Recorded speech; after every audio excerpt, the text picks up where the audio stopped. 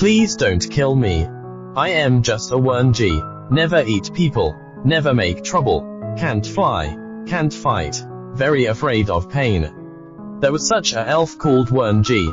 The only ability was to see the death and invisibility. The most kindest of monsters. They could see them when collecting dead souls. They were often chased and beaten. But it's just a little monster so weak that everyone could beat it, and almost got murdered by warlocks. If she hadn't met this man, he was the most powerful warlock at that time. A warlock named Jing Zhe suddenly moved over. She just moved. All the elves fled in fright. Only Wen Ji did not leave, because she really had nowhere to go. Wen Ji could only find a bush to hide. The warlock was obviously human beings, but didn't have a friend.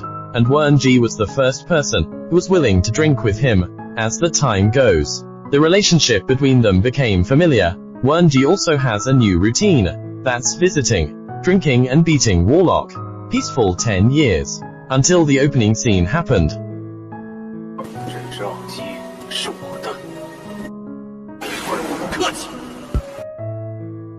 Wen Ji was still reminiscing about the sentence of wife. Jing Zhe started to get angry. I don't have friends because I am too powerful. You have no friends because you are too weak.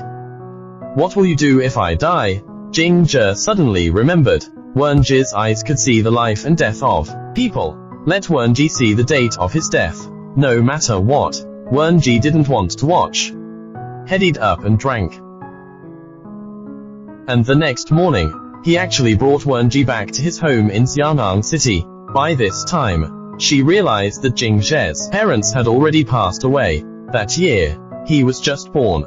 Then a monk came to his house and told him, his fate was fierce. Couldn't stay with parents. The sooner you left the better, otherwise, the whole family would die. But parents couldn't bear to let their children go. Unexpectedly the monk's words came true. Someone poisoned him because of jealousy, wanted to kill Jing Zhe, but killed his parents by mistake.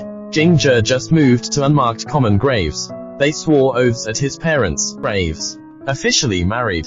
Their days was also the same as normal people. Spent happiness and peace. Second winter, their daughter was born. Jing Zhe named him Shanai. He thought it was a happy day. Would be forever. Unexpectedly, this winter, it was the last happy time of their family.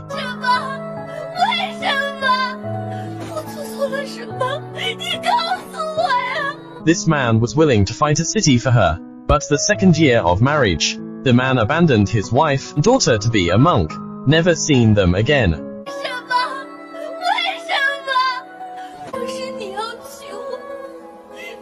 You were the one who wanted to marry me. You said it wasn't a joke. You just go. Wen Ji hugged her daughter and waited at the gate of the temple. She never believed that Jing Zhe would abandon them. She rushed to the temple gate, but because she was an elf, it could not enter the Buddhist temple. She stayed out the door for 7 days. Let little monk send her daughter's scarf to him. But what she got in exchange was just a note saying, human and elf are different. She thought her husband had softened his heart. Asked the little monk, where was the scarf? The little monk said the scarf had been burned. This sentence made Wen Ji collapse instantly. All the love that used to be turned into hate reminded her naive fantasy. Wen Ji burst into tears.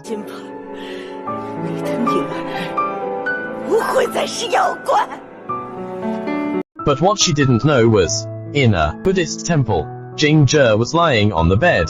He had reached the end of his life.